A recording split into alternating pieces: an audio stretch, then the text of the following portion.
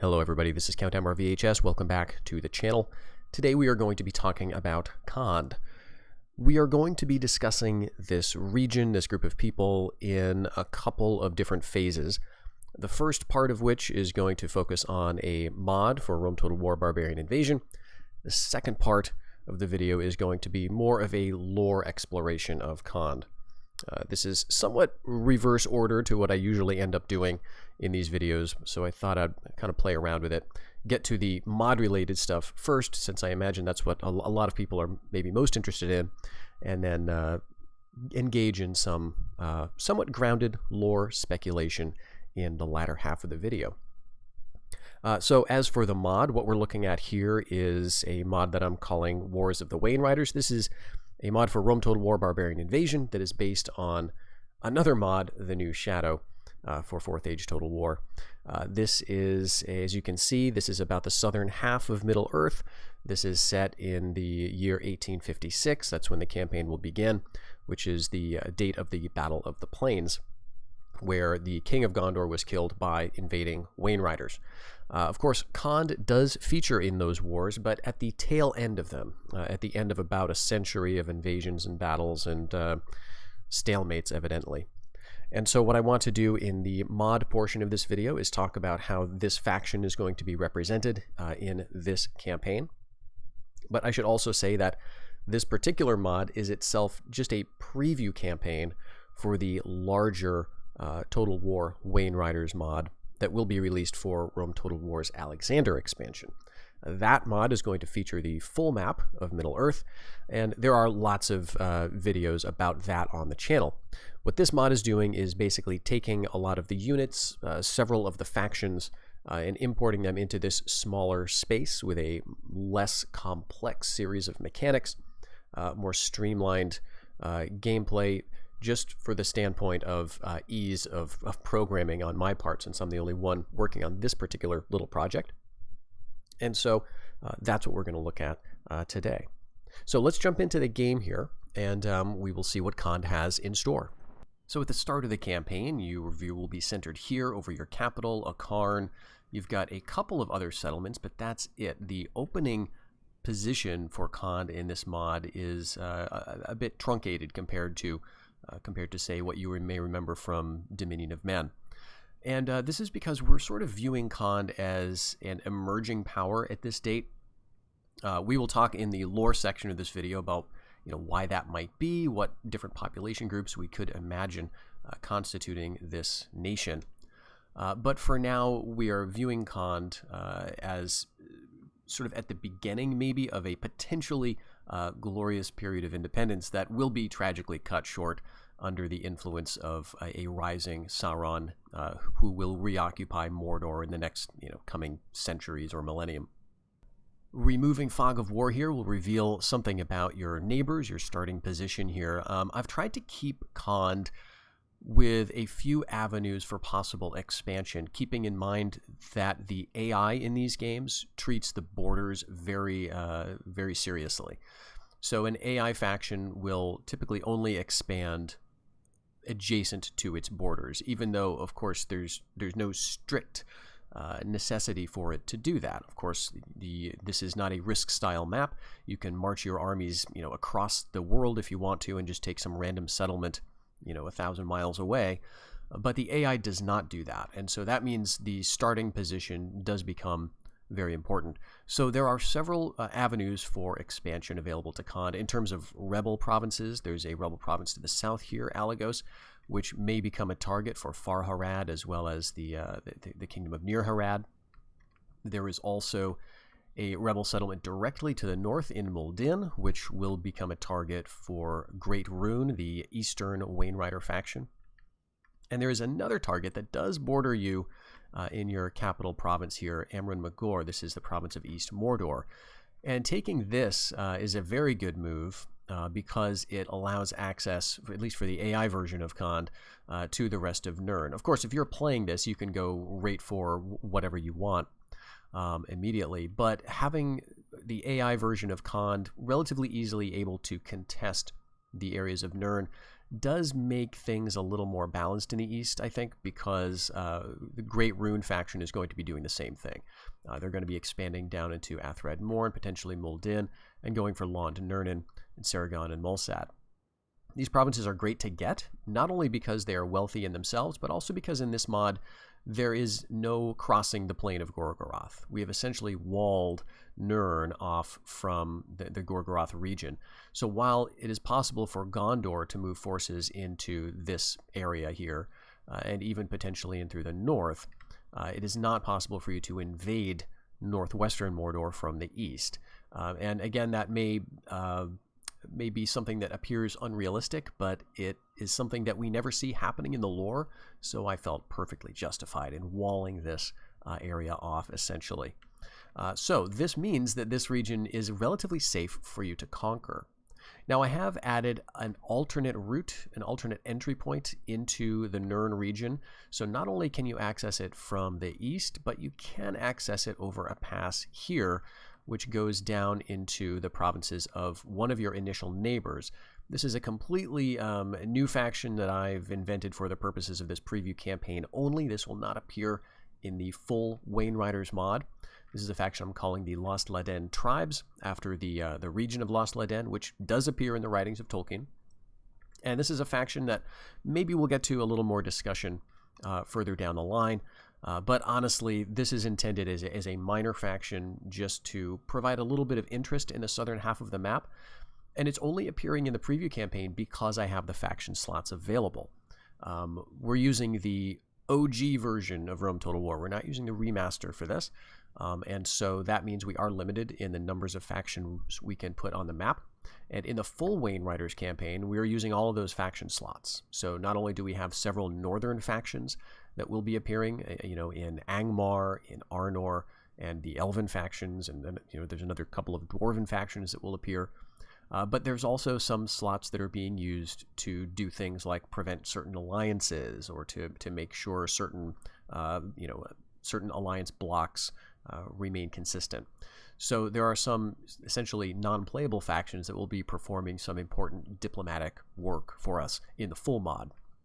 But for this mod, I don't have any of those restrictions, so I had a couple of, actually several faction slots available, and I do have a few more kicking around, but again, in the interest of getting this out quickly, I couldn't resist adding a couple factions into the south, and so this is the one that is most made up for sure. We know essentially nothing about these people. The one thing that we know about the region is something that I got the idea from while looking at one of the illustrated maps of Middle-earth. Pauline Baines is the artist who created that famous poster map of Middle-earth back in the 60s, I think. And she created that map while Tolkien was still alive. And about, I want to say maybe 10 years ago, there was a relatively big announcement across the internet that they had discovered one of the annotated rough drafts of those maps, which contained notes from Pauline Baines, but also from Tolkien himself. So they had been in communication while she was developing that map, and Tolkien had some ideas about that, as you could well imagine. He wanted, certain things to be presented in certain places. And one of the things he indicated was camels, right about here, right south of Mordor. And he also indicated some, elephants in a few places around the map, closer towards the coast, and also in basically near Harad. And so ever since seeing that, okay, awesome, camels are canon in Middle-earth, I've sort of wanted to get a couple of camel units in the game, and so that's what I've done with this faction. As Khand, I believe you can get some camel units as well, or maybe just one if you invade these regions. They're using a hidden resource that allows only these two regions to produce camels. So for whatever that's worth. Of course, that's not going to be a main feature of your faction. In terms of victory conditions, though, currently it's pretty wide open. You will need to grab some settlements that are the home of your largest neighbor, Great Rune. So Tham is the capital settlement of the Eastern Wayne Riders. And this is something that you'll need to get in order to win. You'll also need to grab, of course, your capital, and the few settlements you start with in addition to this one, Alag Rokbin. This is because this is later the part of Khand, essentially. This is currently called Low Khand. A lot of these settlement or province names will be carried forward into Dominion of Men from the New Shadow, and so I've just preserved them here. Similarly, the Khandian drylands here, Alagos, is part of Khand. It's not technically a victory condition. I figured you'd get it anyway, right? But you will need to grab this one as well. You will need to subdue the people of Far Harad in the sense that you'll need to at least take this settlement. A couple of new features for Khand in terms of what you can see around the map is that ivory is a resource that appears in the far southeast. Right to the south of your initial starting position, Alagos does have some ivory, and that does have implications for your faction in a couple of different ways. There's also some ivory down here in Athencaris, which is a little maybe less relevant, but we'll see about that shortly. So let's look at what you can train here and what you can sort of expect in terms of buildings. So the building browser here is essentially Haradrian in theme. And this is something that we've also done in the full Wayne Riders mod, is we've grouped Khand under the Southron culture, the Haradrian culture. And that was just to sort of mix things up. In Dominion of Men, Khand was represented as a barbarian faction. They were essentially, one of the Easterlings. And so it was easier for you as Khand to invade north because you would have some cultural affinity for that area. Invading south was a little tougher because you'd experience some more cultural unrest. But in this version of the mod, we've gone sort of the opposite route. And I think the idea here is that we're seeing that there's the emergence of different populations over the course of Khand's history. Again, this is something we'll talk about on the back end of the video. But in the late Third Age, you hear about the Variags of Khand, but during the Wayne Rider Wars, you do not. And so we're taking that as a bit of a indication that there is a different population or maybe a different ruling class moving into the region. And so we could represent this culture a little bit differently in the earlier period. So you can see that you've got barracks, you've got stables, and Khand is also a faction that has access to specialization buildings. So I'll try to remember to go through all these trees here. Let's go through the barracks first of all.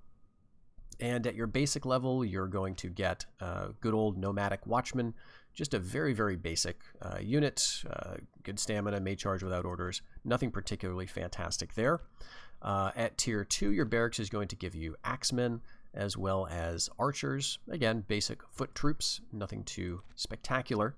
Your city barracks, tier 3, gives you something a little more unique. Archers of Khand as the well-armored hybrid archer unit with a nice bow as well as a spear and a shield on the back. So these guys are going to be pretty effective in both a melee and a ranged role. And then finally, at the 4th tier, you're going to get Warriors of Khand, which is a unit that was really not at all present in any prior versions of Khand in the 4th Age, and something we wanted to emphasize about this realm to sort of indicate its difference, maybe its fall by the end of the 4th Age or by the beginning of the 4th Age from maybe a more civilized, independent height.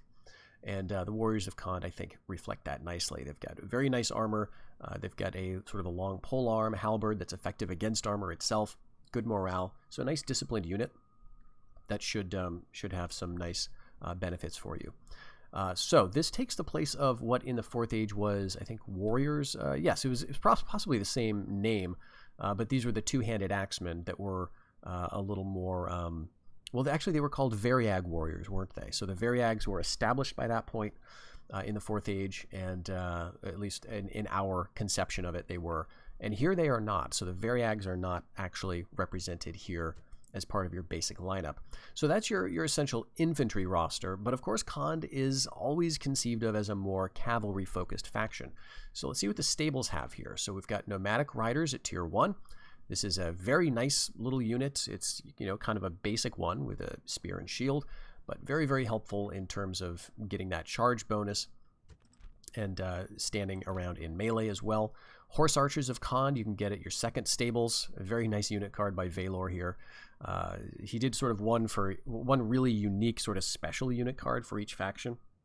And so this is the one for Khan, so I'm glad I could get it into the preview campaign. These guys have bows and spears, so they're kind of like the archers of Khan mounted, as you would expect. So this is, again, intended to be a very versatile unit, good in melee, good at range. And then at tier 3, you get your Dragon Shield Riders. Wonderful, wonderful unit here. They have a mace as a secondary weapon, so good against armor, I believe. And they've got a spear as their primary weapon. They've also got the ability to frighten nearby enemy of any type, and just a super strong, very, very classy looking unit.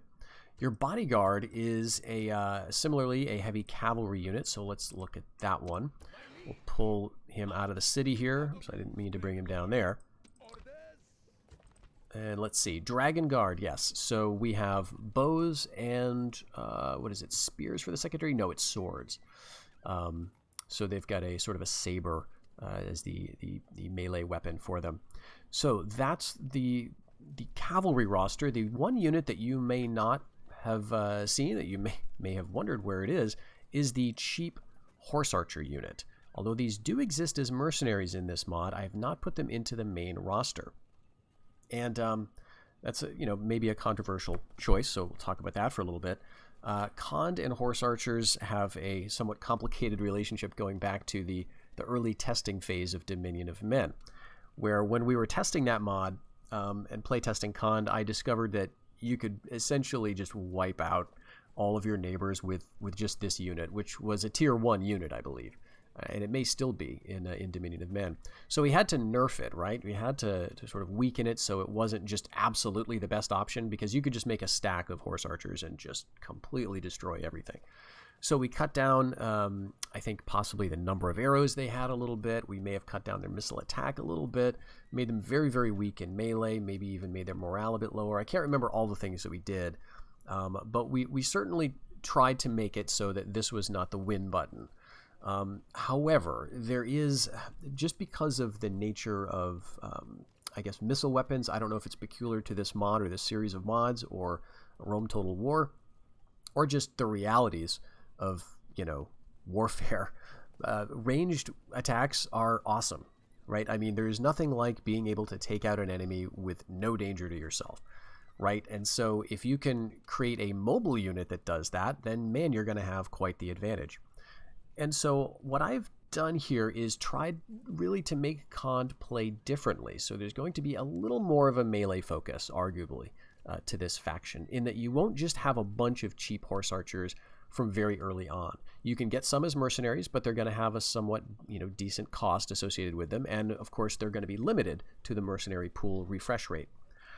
So you can have some, but they're not going to be a core of your army from the get-go. Instead, you'll have to use more traditional kind of tactics, where you will have some archers. Of course, archers are going to be a strength of the faction. They get 2 archers on the infantry side of their roster. And you're going to get several horse archers in your cavalry, but they're going to be more melee-oriented.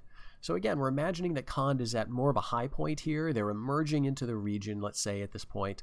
They are establishing themselves, and they have not maybe had the fall that they would experience later on in the Third Age, where they come under Sauron's dominion, it seems. And so we interpreted that as sort of like a fall into barbarism, if you will, which is represented in Dominion of Men. So here there's a bit more decadence, maybe there's a bit more independence, military independence, let's say. And so that's sort of how the general roster is going to go. But let's look at some other buildings to give you another sense of that. So of course we've got the barracks and the stables. We've got traders. Trade is another important feature of this faction. Not only do they have these trade buildings, but they've got a specialization building that focuses on it. And they get caravans. And so these are going to be just very nice, especially when it comes to the ivory bearing settlements, because this is going to increase that. Of course, that's a very, very good trade resource to get. So trade is important for this faction. You get the smiths and the healing and the farms, like most everybody does. Roads are a bit of a weak point. You get just basic roads, that's fine. And you also get lore, because as a sort of Southron culture faction, you get a bit of civilization here. So you get libraries and great libraries, which are going to bring a law bonus as well as some ancillaries and things like that. No ballistas, no catapults, or any of those more advanced weapons, but sort of a hint at some higher civilization from Khand. You also, like the other Haradrian factions, are going to get some courts and gardens. Again, an indication of a more civilized realm, and then the law enforcement buildings to increase that law even further. Caravans we've already mentioned, and places of mirth. So you're going to have lots of ways to address public order. And then finally, we'll get to the specialization buildings in a moment, but finally the alignment of Khand. The alignment is largely Ways of Darkness, Ways of the Men of Darkness, and they have the sort of the Southron buildings to represent this. They've got the Lith, they've got the Monolith, and then they've got the Obelisk. Now, this is also what Rune gets, I believe. Maybe I've changed it, but regardless, this is a very sort of more universal series of alignment buildings, so that they can be built by other factions and not just Khand, not just Harad, because I needed to sort of make them make sense for factions, including Umbar, which, as we saw in a prior video, is also primarily a Ways of Darkness faction. But Khand is one of only a few factions that can also build the buildings of another alignment. In this case, it's the Shadow. And like the other Wainwriter factions, Khand does have the option to either go its sort of native Ways of Darkness, which is what most of your family members are going to be, but it can also build settlements to appease the Shadow, which I'm going to, again, rename to something more appropriate.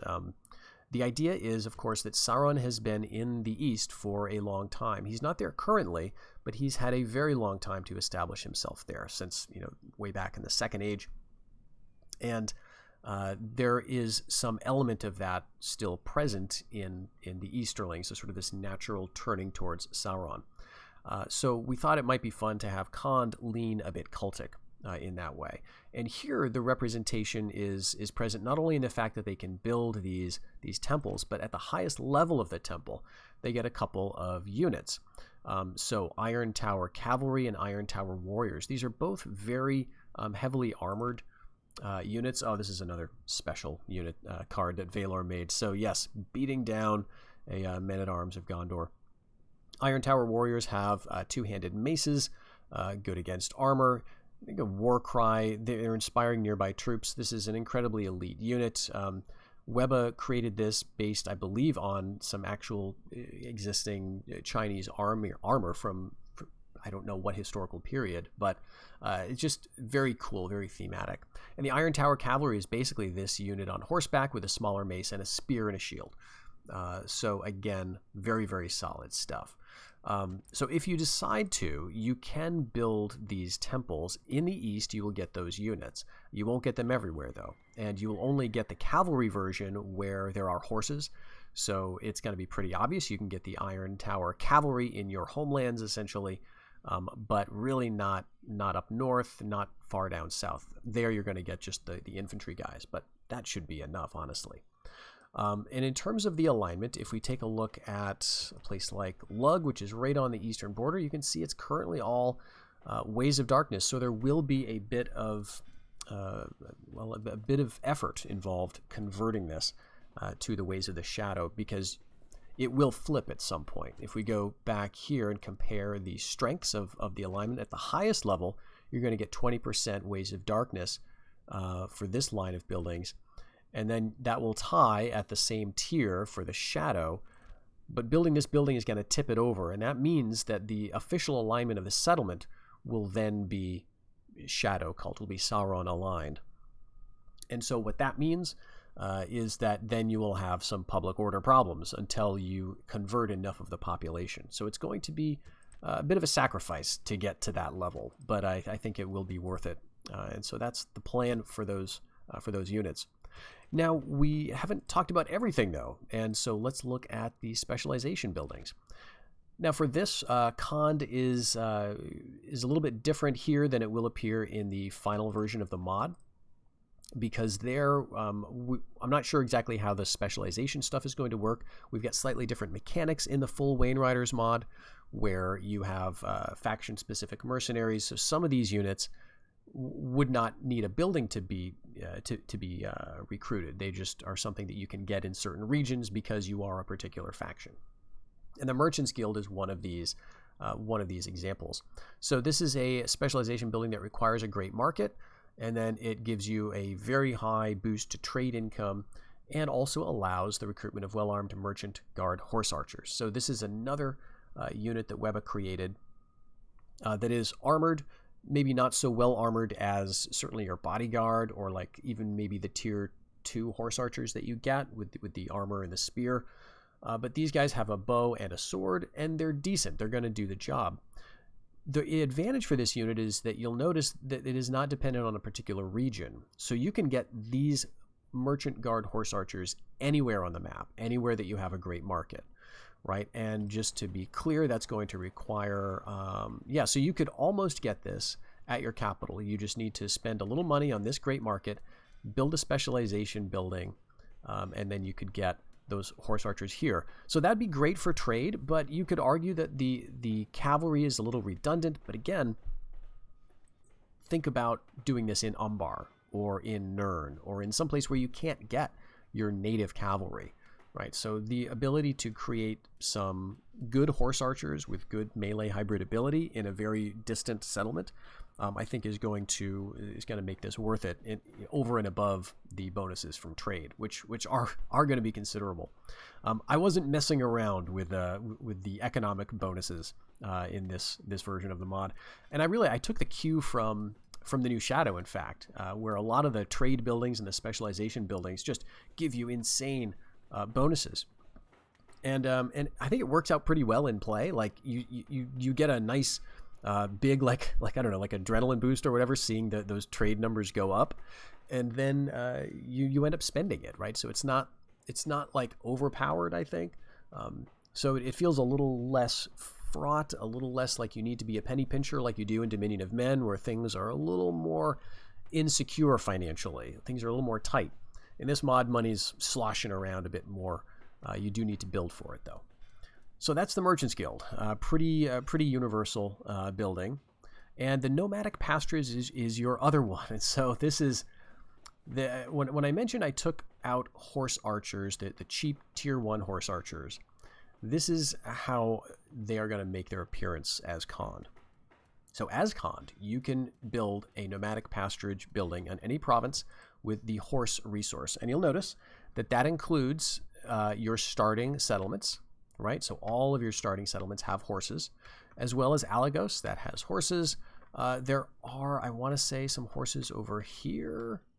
No, that's just hides. Okay, so there's no horse resource over here, but there is in Kalinarthon, right? So if you get way over here, theoretically, you could get some horses. I also added a horse up here in what would later be the Brownlands. But essentially, your homelands, you can invite nomads to settle in the province. That decreases the law of the region, but it also increases population growth and allows races to be held. So for public order, that would be nice if you're conquering very far afield. In addition to swift mustering of light nomadic horse archers. So the idea here is you can get mercenary nomad horse archers like we saw, right? You can get these guys. As a mercenary unit, they're going to be somewhat unpredictable. They're not a unit that you can retrain. They're not a unit that you can guarantee is going to be available. But if you build a specialization building, the law is going to go down a little bit. Might not be a big deal in your homelands. Further afield, if you're building this, you can hold regular races to keep those nomads happy. But as an advantage, you're going to be able to train essentially this nomad unit with a 0-turn training time. So again, we'll see how this goes. What that means is you can queue up like 8 or 9, however many can fit in the recruitment queue, press end turn, and then they will all appear at the same time. So this is probably, I figured, what the hell? I will give this a shot. I will try this. This may be completely ridiculous, and we'll see how it works in play. If you're doing this as the player, you will have to pay the upkeep, of course, of these units. And so it's the kind of thing where you can quickly get like a stack, or at least a half stack, together of all horse archers if you want to. but you're going to have to pay all that upkeep. You will have, of course, the fact that this is not bringing you any income, and it is decreasing law, and it's increasing population growth, which is kind of a bad thing, right? Because you're going to have a large unruly population, which you're going to have to mollify with increasing with races of increasing frequency, and that costs money the more frequently those races are held. So yeah, it's kind of like you're making a bargain with the devil, right? So I'm imagining these nomads are somewhat different from the ruling population of Khand as they're imagined in this mod. So the ruling population, of course, is like these bodyguards, right? The Dragon Guard, the armored elite of Khand, which includes not only cavalry, but also some very well-armed infantry, as we've seen. But they're also being supported and sort of surrounded by these peripheral nomads who work around them, who maybe prey on them when the occasion arises. And so if you sort of make that deal with the devil and you establish a nomadic pasturage in your province, you can draw on their forces to get a very quick, very large army of horse archers together. So I thought that would be fun. And I think it will work out okay. I'm not sure exactly how the AI is going to handle it. I don't think they abuse it too much. I don't know if the AI actually recruits 8 units of anything in a single turn. I don't think they use that feature. I think they can only queue up 1 unit at a time per turn. But regardless, that is an option for you if you want to go nuts. And if you just hate the idea of not having horse archers, like darkening the sky with their arrows as Khand, then you can get them. But it is, it does have some cost. All right, the third option is another kind of deal with the devil. That's how it was conceptualized, the Variags stronghold. So I said earlier that Variags were not mentioned in the context of the Wainrider Wars, but Khand is, which we could take as a bit of potentially, negative evidence for the Variags not existing in that in this time frame. But it's not fun to think of that. So instead, I've imagined that the Variags are like an emerging population. We could argue or suggest that there could have been Northmen moving in the east as merchants, as adventurers, as warriors for hire from very early times. So the Variags represent that. This is a building that you need to build your highest or third highest barracks building. And this increases the law, but decreases provincial happiness. It also allows the mustering of well-armed Variag spearmen and axemen, as well as another cavalry unit, sort of a Northman-specific cavalry unit. These guys are very similar to, I'll tell you the units I'm using as a base. So the Variag Spearman is going to be essentially the same unit as a Northman-themed unit that the Wainriders of Rovanion are going to get. And that is something that they can get at a specialization building for themselves, which we'll take a look at later. But it's basically the Sworn Spears, which is a very cool-looking, heavily armored infantry spear unit with javelins as well as spears. And they've got the cool helmets with the chainmail veils down over the face, right? So this is something, if you think of like Dominion of Men, it's kind of similar to Rohan's Meduselt Guard unit in terms of how it looks aesthetically. So you can get a unit of that as Khand if you build this Variag stronghold, and you can also get a strong axe unit that is just the what is it called? It's from Viking Invasion 2. They are the mercenary Joms Vikings. If you've ever played that mod back in the day, Viking Invasion 2, fantastic mod. Mercenary Joms Vikings. So they've got a big shield, they've got a one-handed axe, and they can make the tortoise formation, or testudo, but renamed to tortoise just to keep it a little less Latin, right? And I thought that would be a very fitting formation to have in the east because there's lots of archers around here, and it's good against protecting against arrows, which you're likely to come up against almost in any direction that you conquer, but especially to the north, where the faction of Great Rune has lots of ranged troops. So a couple of infantry units, but you're also going to get a third cavalry unit, Variag Chieftains, which will serve as an alternate bodyguard unit, I believe. So this is a sword and javelin unit. So the theme is that this is a place where you can settle this small cadre of Northmen who are maybe few in number, but elite, well-armed, and more melee-focused than even some of your own troops. Especially having this kind of extra flavor to your infantry is going to be very helpful because you do have some good infantry units, but a lot of them are like two-handed spear units. Like half of them are that. You've got a tier 2 axe unit. You've got a spear archer unit. You've got a halberd unit, right? Essentially, as your good infantry, and so this gives you a bit of variety there. I like the idea also that this will increase law but decrease happiness, and the happiness penalty is higher than the law increase. So overall, these guys are ruling with an iron fist. Now, I had early ideas of making the Variags actually a shadow faction or a sort of a potential rebellious faction, kind of like the Goths and the Ostrogoths in vanilla Barbarian Invasion. That may be something I develop later on because I could do it. The only problem is that they would then be unplayable unless I sort of made a script to allow that, and I just don't know if that's something I want to really get into. But regardless, this will sort of suggest the same thing. The idea is you're making the law better so that you're going to make more money out of the region, right? It's going to decrease corruption in that sense. But people don't like living there, and so you may find in certain areas, or if you expand and get a large empire, that these places with Variag strongholds might break away, or they might be more susceptible to rebellion. So that is the idea behind this faction, to give you a bit of variety, or this building rather, to give you a bit of variety in your unit roster, and also make it have a bit of a penalty as well. And then finally, elephants. So a lot of Khand is inspired by the Hephthalites faction, or the White Huns, that are present in Total War Attila. I really like how that faction looks like flavor-wise, and it's a faction about which I know very little historically, but and to be honest, I don't think there's a lot that is actually known historically about this faction, about that group of people. But they were over in India conquering stuff, or trying to at any rate. They were giving the Sassanids a hard time. And so just very interesting mix of cultures and unit types and weapons and things like that. And elephants. So again, I'm a big elephant fan.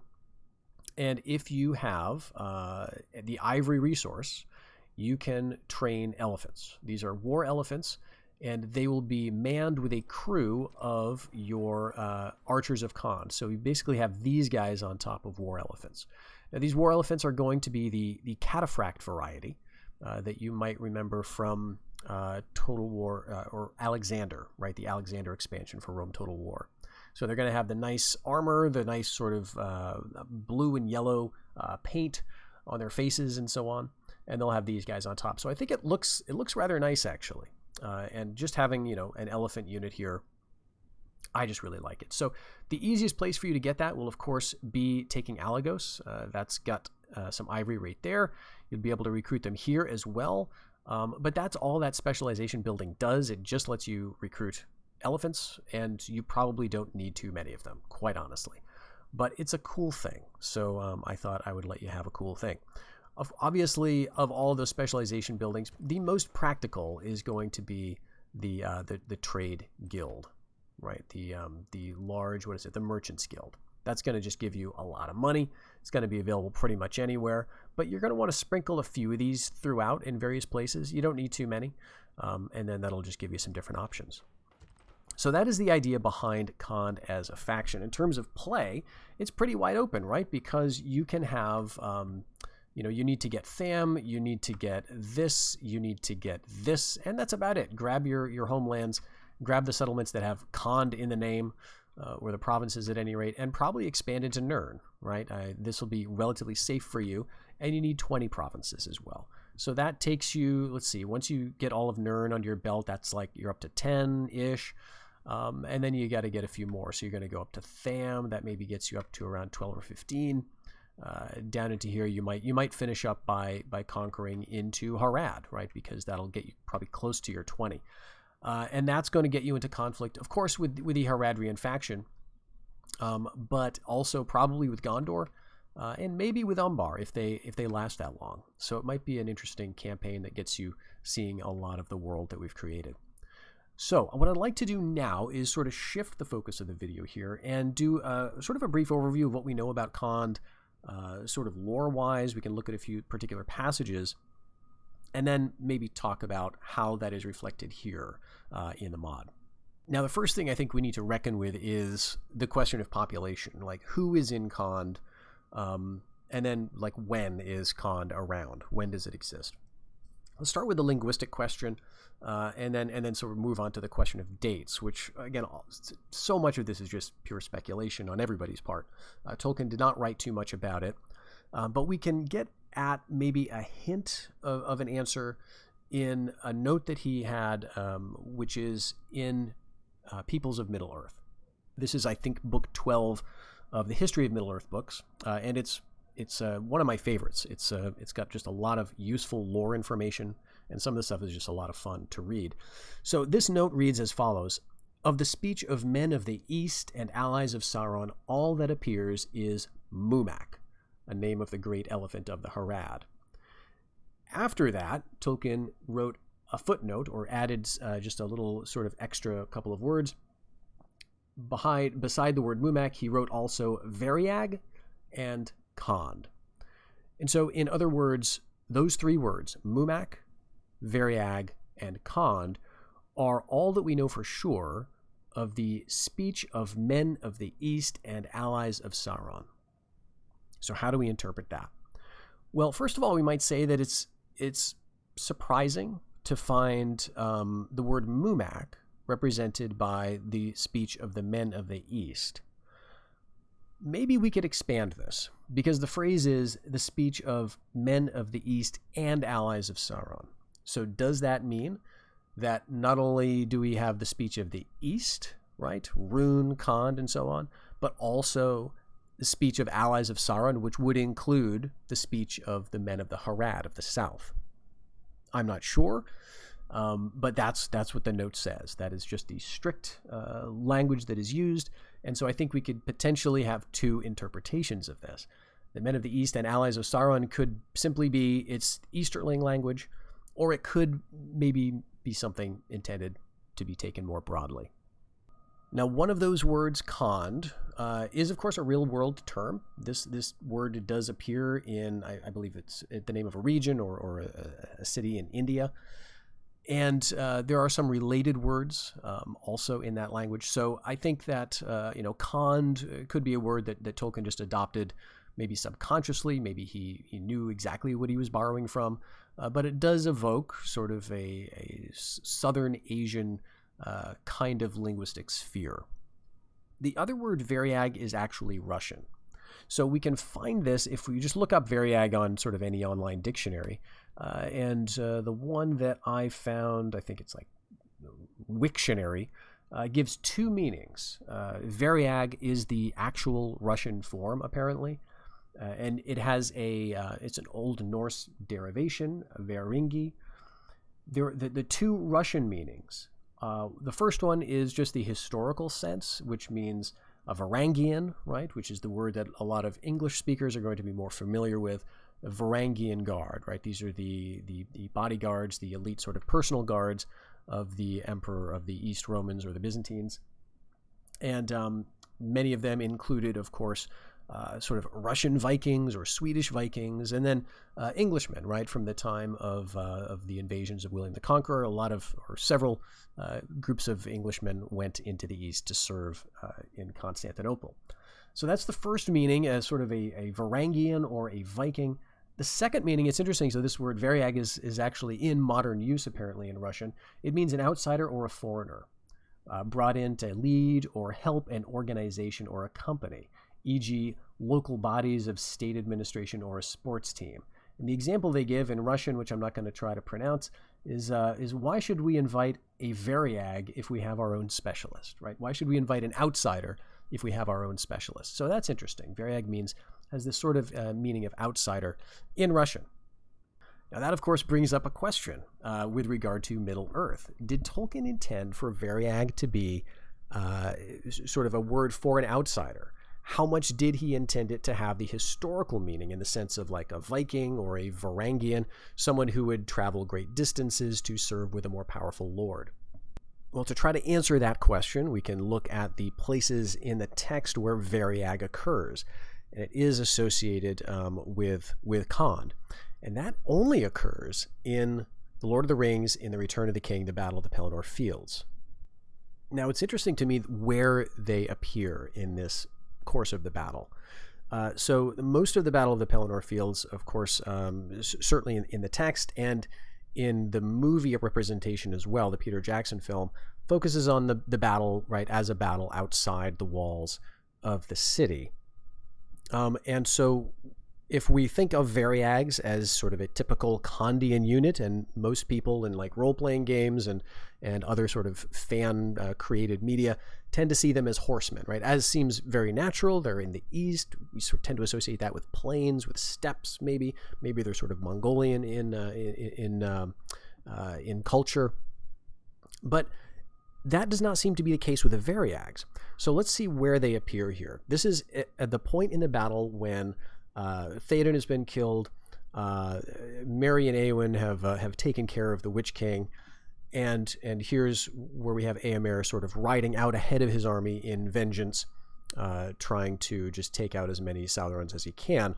But he's running into trouble because of the Mumakil. They are basically serving as towers in the midst of this chaotic battle where the horsemen cannot reach them.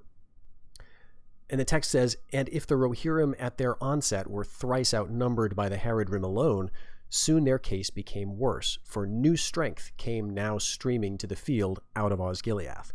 There they had been mustered for the sack of the city and the rape of Gondor, waiting on the call of their captain. He was now destroyed, but Gothmog, the lieutenant of Morgul, had flung them into the fray, Easterlings with axes, and Variags of Khand, Southrons in scarlet, and out of Far Harad black men like half-trolls with white eyes and red tongues. Some now hastened up behind the Rohirrim, others held westward to hold off the forces of Gondor and prevent their joining with Rohan." Now these troops appear like infantry forces. Easterlings with axes, Variags of Khand, Southrons in scarlet, and men of Far Harad. Now, we're not told precisely how any of these people are armed. However, the fact that they were mustered for the sack of the city suggests that they were not intended to fight on horseback at this stage. We also see Variags mentioned one more time, just a couple of pages further on in the same chapter, when Aragorn comes up with the Corsair fleet out of the south, joins with Éomer. We hear that east rode the knights of Dol Amroth, driving the enemy before them, trollmen and Variags and orcs that hated the sunlight. Now, the position of Variags in amongst these trollmen and orcs has suggested to some people that the Variags might be an inhuman element of Khan's population. Michael Martinez had an essay about this, 20 years ago or so, which suggests that no, that's probably not the case. It's certainly not necessarily supported. As we've seen, the troll men, those men of Far Harad, are actually men. They don't seem to be actually sort of some other kind of creature. That's just the description of them in the eyes of the men of Gondor. And so the Variags here are counted among just some group. But we don't know, right? It's not 100% sure. So that linguistic note saying that Variag is in the language of the men of the East and allies of Sauron, the two references in the Battle of the Pelennor Fields, the connection to Khand, that's all we know about the Variags. And we also can lay that aside or alongside the linguistic definition of the word in Russian, its relationship to the word Varangian, and we can start to develop a picture that several observers and commentators on Tolkien have of Variags as being somehow this mercenary group, this outsider group. And I think it was Martinez himself who developed this idea of them being essentially a Varangian group, potentially of Northmen coming out of the north and moving through the east to serve as mercenaries. I find that to be a pretty compelling suggestion, and we can go a little bit further with it potentially, because what does Variag mean in the context of Tolkien's world building? It's said there, of course, in that note in Peoples of Middle-earth that Variag is a word in the speech of the men of the East and allies of Sauron, and we see that it is actually a Russian word. Well, of course, many words that occur in Tolkien's work are actually words in other languages, right? All of the names of the Rohirrim are essentially a form of Old English. And you can see that Tolkien also does this with some other words, some other languages. Most relevant maybe to our purposes are the essentially Gothic form of the names of people like Vidugavia, Vidumavi, Marhari, Marhuini. These are sort of Gothic versions of names. And since they are sort of related to Old English, there's a nice linguistic historical through line whereby Tolkien uses the older Gothic forms for the very early versions of the Northmen, and then as their history continues, their names turn more into the later forms, the Old English forms. Now, all of this, we have to keep in mind, is just one layer, because Tolkien also, on top of this, adds the conceit that all of the stuff that you read in Lord of the Rings, all of the languages and the names, are actually translations. This is translations from the actual languages that he was creating and imagining. So, for example, the Shire is actually, the word for Shire is actually Susa, I believe. You can read that in the appendices. So what Tolkien was doing, essentially, was using languages that seemed of a similar relationship to English, say, to indicate the kind of relationships between the cultures and each other that we might find somehow familiar as English speakers. So to say that the Rohirrim speak Old English is not strictly correct in Tolkien's understanding of things. It's just that he was using Old English to represent the language of the Rohirrim, because to an English speaker that would suggest sort of an older, more heroic kind of culture, right? And of course, you can argue that on top of that, that Tolkien was stating there was this conceit of this translation that he's doing. He also did add in plenty of cultural markers that would also reinforce that impression that an English speaker might get. That, okay, we're in the world of Beowulf here when we get into Rohan. We've got Meduseld, we've got the Golden Hall, right? Essentially Hiorat. We've got characters with names that are right out of Beowulf, essentially. So my point here is that if Tolkien does that with Old English, with Gothic, with these other languages, why could he not be doing this with a word that is Russian as well, with Variag? In other words, he's translating. This is not the actual word that would appear in the language of the Men of the East, potentially, but maybe this is a translation or sort of a word that represents it. And it is chosen because it has these connotations, because it is similar and indeed related to the word Varangian. And it sort of was intentionally chosen to have that, to give that effect, that impression to an English speaker. Now, if Tolkien is pairing sort of a linguistic representation with a kind of cultural representation, in the case of Rohan, then we might further argue, hesitantly, that he is intending to pair a kind of linguistic representation with a cultural representation in the case of the Variags, so that we could imagine them indeed as this sort of Russian northern Viking moving through the east, moving not through river systems, but through these open plains, down to the south, to eventually take up arms with a powerful employer, which is, in historical terms, the Byzantine or East Roman Empire, and in Tolkien's Middle-earth, I'm afraid to say, Mordor, Sauron, right? So that's the stand-in for the Byzantines in this world, potentially. That we could think of the Variags as Sauron's Varangians. Now, we've discussed the references to Variags in the text, but we have not yet exhausted all the references to Khand, of which there are a couple more. The first one that many people are likely to come across is to be found in Appendix A in a context of the Wainwriter Wars. Now, prior to the 1944 invasion of Gondor, which saw the death of King Andohair and his sons, we're told the following in Appendix A. Many of the Wainwriters now passed south of Mordor and made alliance with men of Khand and of near Harad, and in this great assault from north and south Gondor came near to destruction. In 1944, King Andohair and both his sons, Artamir and Faramir, fell in battle north of the Morannon, and the enemy poured into Ithilien. But Eärnil, captain of the southern army, won a great victory in South Ithilien and destroyed the army of Harad that had crossed the river Poros. Hastening north, he gathered to him all that he could of the retreating northern army, and came up against the main camp of the Wainriders while they were feasting and reveling, believing that Gondor was overthrown and that nothing remained but to take the spoil.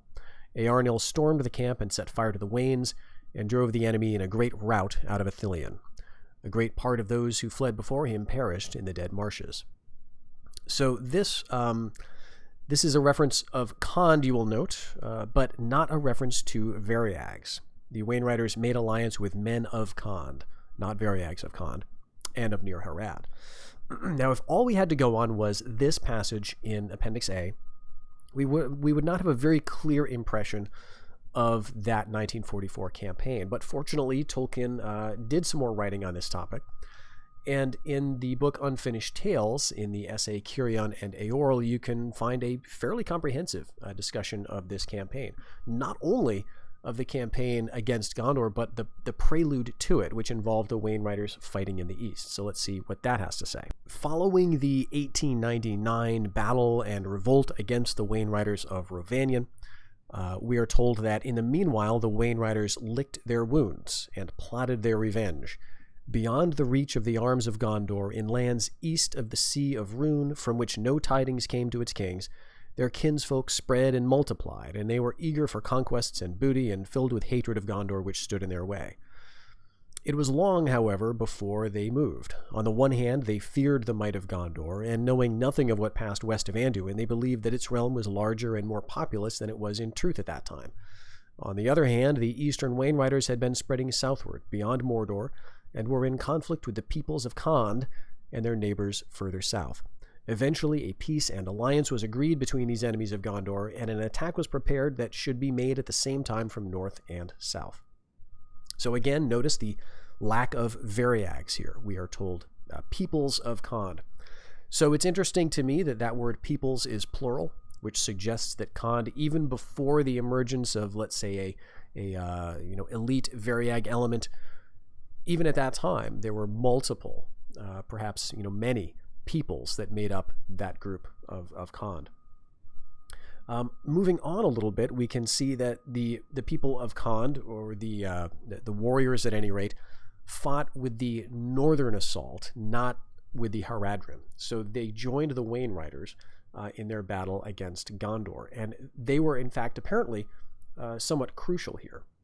We are told that the Wainriders had mustered a great host by the southern shores of the inland Sea of Rhûn, strengthened by men of their kinsfolk in Rhovanion and from their new allies in Khand. When this army reaches the forces of Gondor, we are further told that it was comprised not only of the war chariots of the Wainriders, but also of a force of cavalry far greater than any that had been expected.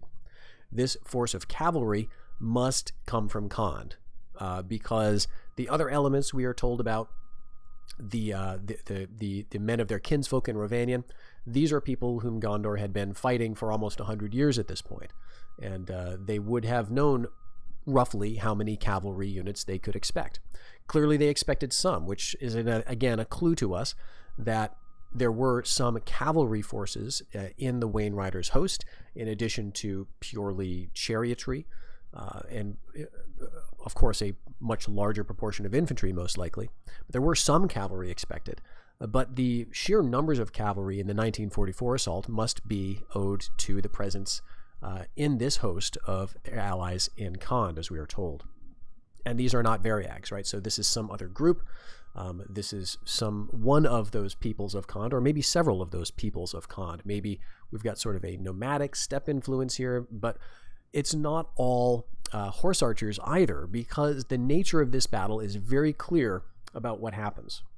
We can go on to read that Andoher, the king of Gondor, had only time to turn and face the assault with his right flank close to the Morannon, and to send word to Minotaur, captain of the right wing behind, to cover his left flank as swiftly as he could, when the chariots and horsemen crashed into his disordered line.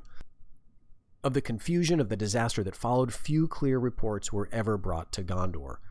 Andoher was utterly unprepared to meet a charge of horsemen and chariots in great war. With his guard and his banner, he had hastily taken up a position on a low knoll, but this was of no avail. The main charge was hurled against his banner, and it was captured. His guard was almost annihilated, and he himself was slain, and his son Artemir at his side.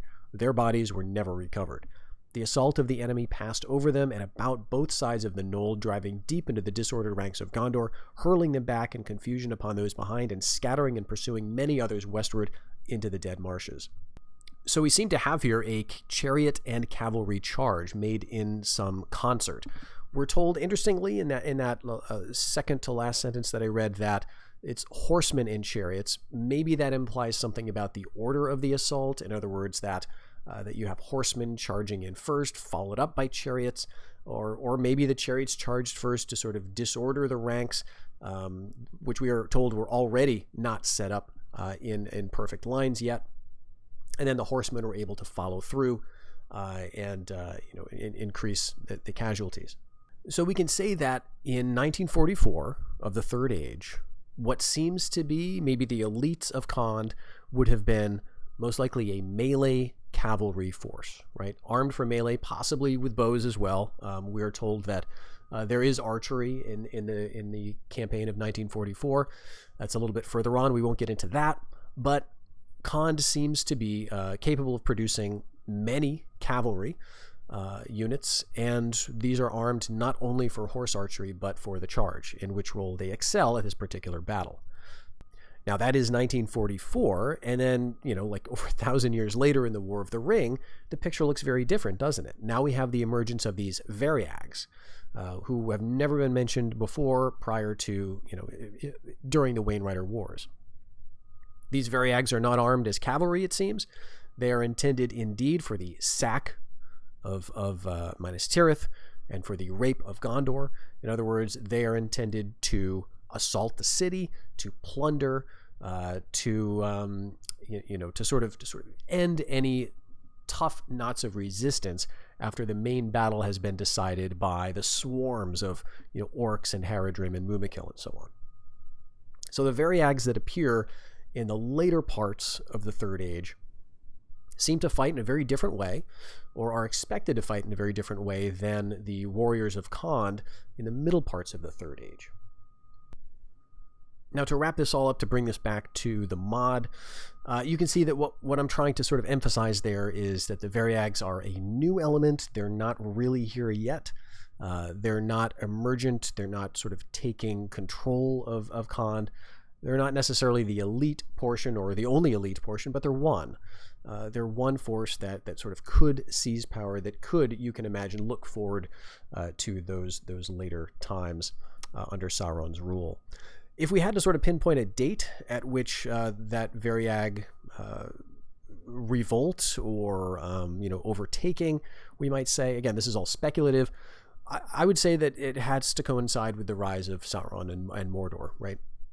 Because that would be the perfect time to undermine the existing power structure of Khand if it was independent at that point, and sort of impose a new order for Sauron maybe to favor the Variag element and submit the other elements of the peoples of Khand. However, I think this would have been relatively easy for him to do, because after 1944, we have seen that not only were the Wainwriters unsuccessful, they were essentially destroyed at the Battle of the Camp, leaving a power vacuum that would remain for a very long time, it seems. But also a lot of Khand must have been destroyed, because they had suffered a war against the Wainwriters prior to that 1944 campaign. The war was only brought to an end, evidently, by emissaries of Sauron, who convinced all of those groups to work together, the Wainwriters, Khand, the Haradrim, and work in this giant coordinated pincher attack on Ithilien. So the men of Khand, the peoples of Khand, may have been fighting the Wainwriters for several years by the time that truce was called, and they had no doubt suffered some losses. The fact that the Wainwriters were able not only to threaten Khand but also to attack Harad, peoples further south from Khand, suggests that they may have had some success in Khand, but not total success. So the Khandian troops may have been holding out in settlements, in cities, may have simply moved away from the Wainwriters. Maybe there was some sort of split of the country or the region between sort of native Khandian factions and the Wainwriter forces, and then the Wainwriters felt strong enough to just continue pushing and expanding southward until they eventually came into conflict with the Haradrim. And then that truce, that peace, was coordinated with the work of Sauron's emissaries. So Khand, by the time of 1944, was already in a weakened state. They were compelled to ally with the bully of the Eastern Wainriders, compelled to send troops north to the Muster, south of the Sea of Rune, and to send those troops west where they would play that decisive role against King Andohair and his sons, killing all three of them before they were in turn destroyed almost entirely at the Battle of the Camp. Now that must have left Khand in a very weak state.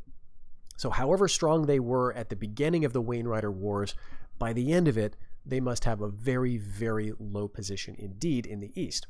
And maybe only the emergence of the Variags as a strong power could have kept them on the map and kept them from, being somewhat of an independent nation that actually has its name appear on the map of Middle-earth at the time of the War of the Ring. It's incredibly significant that that word Khand is something we all see in the maps of Middle-earth at that late date.